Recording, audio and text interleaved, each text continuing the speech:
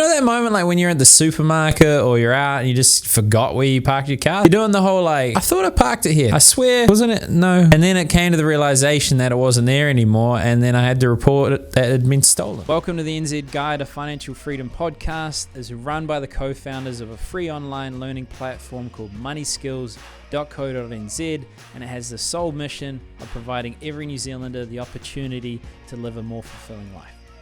So let's get we're live right now.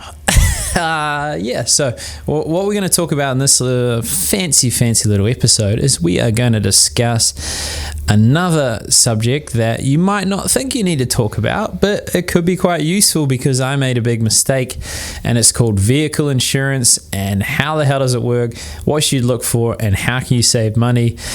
But let's kick in the story because, you know, as we've learned in other episodes, I prefer talking about everything else but what you want to know.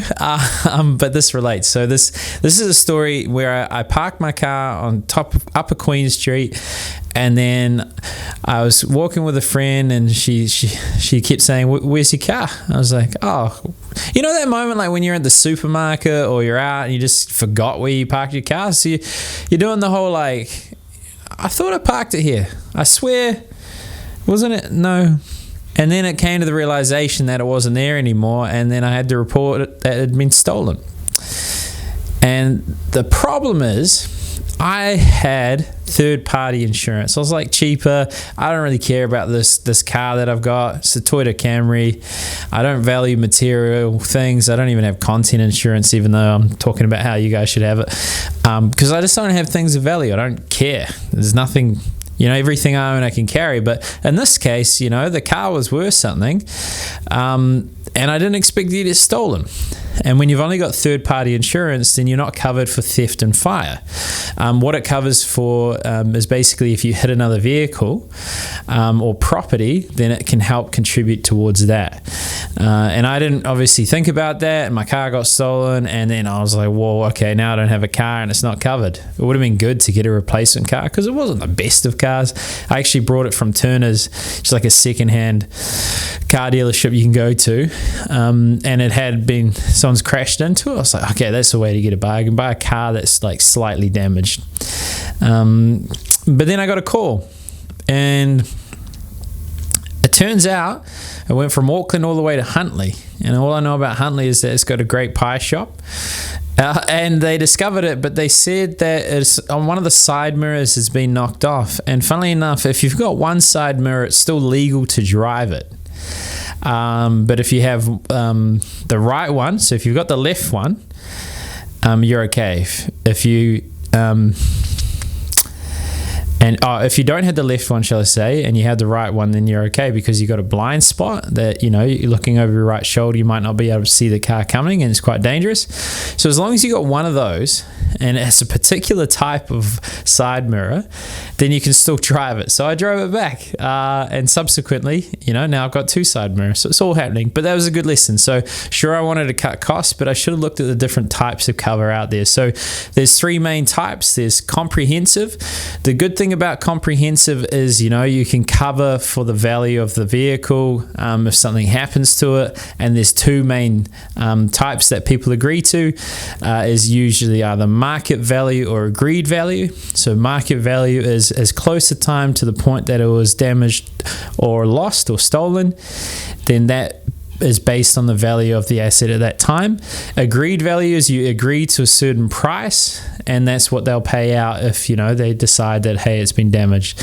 But one thing to be mindful of, there are limits in the policy, so you want to make sure that you check the policy itself to make sure you're not exceeding that limit. So that's comprehensive. And you got third party fire and theft. So once again, that's covering if you damage other things, but it includes if it gets stolen or if it catches on fire. And then the last one is third party, and that's the mistake I made. So if you are going to go down that route, it's worth considering the middle one at least.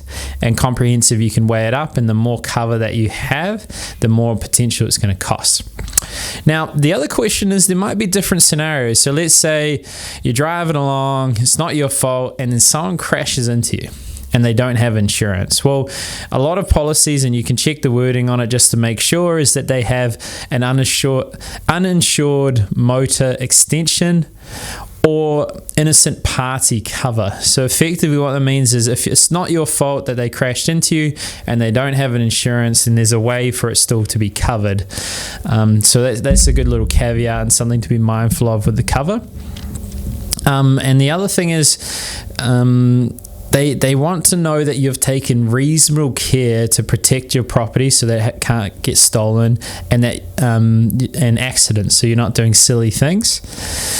The keys, like if I was to think of 7 key tips that will be useful for you to think about around the costing and how you can jimmy it in your favor to sort of cut premiums, one of the first ones would be around the excess. So if you've got more of an excess, meaning, you know, if an accident happens or your car gets stolen, the first portion of that you're going to pay, say $1,000. That would be one way. So if you feel comfortable that you've got some level of savings but not enough to replace the value, or if you know, I know a friend when I was 18, he crashed into a PowerPoint. Well, I'll say colleague.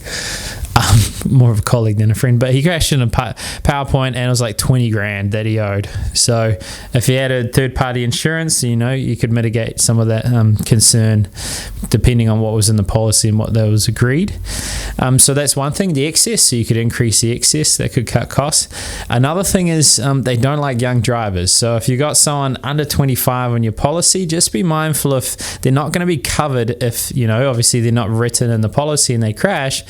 But if they aren't going to use it, then it's good not to have someone under 25 because it's going to cost more money in terms of premiums. The other thing is if you name the drivers, so if they're clear about the history of the driver, they're clear that there hasn't been any vehicle modifications, and then obviously they want to make sure that the history their driving history isn't bad, so that works in your favor in terms of cutting costs. And you want to make sure you're transparent and honest. It's the same thing with any insurance. Is you got the 2 key concepts. You want to act with the utmost good faith, so you know, being honest and transparent, and you got to have an insurable interest. You can't insure Barry down the road because there's no insurable interest. There's not an interest. There's not something you gain from it.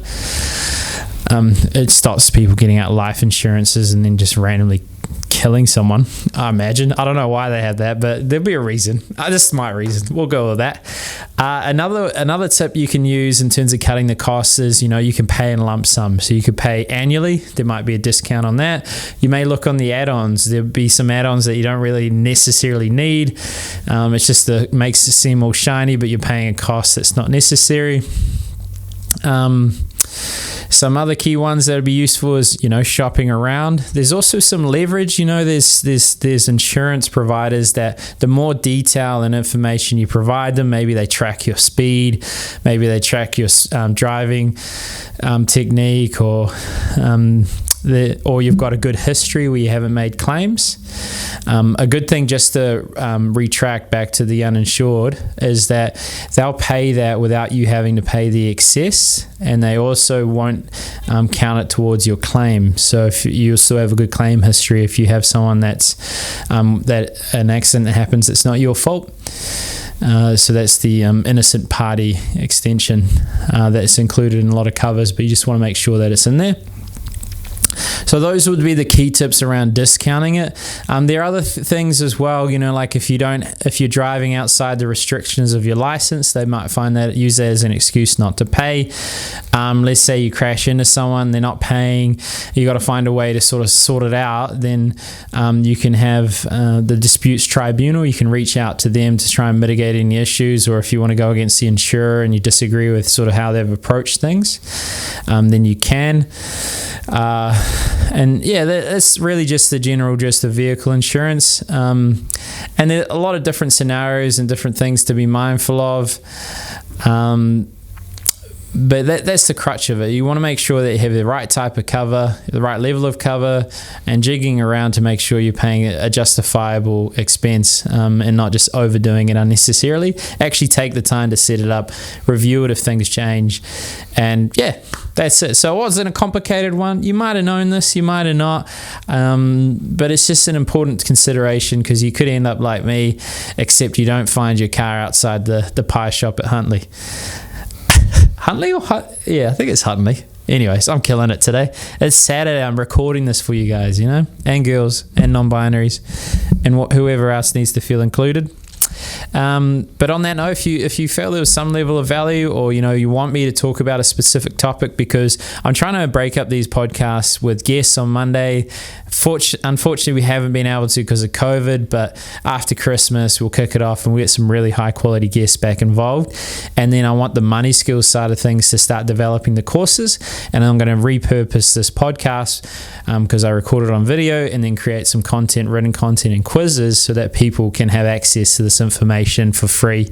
I'm also reaching out to different instructors to start building up that course base. So the dream is to have as many courses as people need, and all finance related, from like high quality individuals that know what they're talking about. And yeah, I don't want money to come between you and a better future. So if you can take the time to just review this, I don't need anything. Clients are reaching out, our business is growing. It's more just so more people have the opportunity to actually learn this information.